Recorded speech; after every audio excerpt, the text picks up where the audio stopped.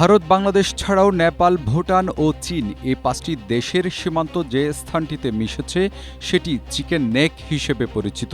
ভারতের 7 সিস্টার তথা ৭টি অঙ্গরাজ্যের সঙ্গে স্থলপথে যোগাযোগের একমাত্র পথ এ চিকেন নেক।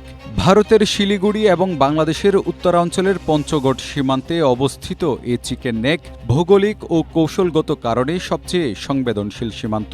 এবার এই সীমান্ত এলাকায় সীমানা প্রাচীর নির্মাণের সিদ্ধান্ত নিয়েছে পশ্চিমবঙ্গ সরকার।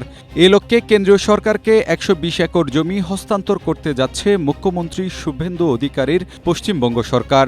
মমতা সরকারের সময় থেকে আটকে থাকা এই জমি হস্তান্তর প্রকল্প সরকার পরিবর্তনের সঙ্গে সঙ্গে গতি পেয়েছে।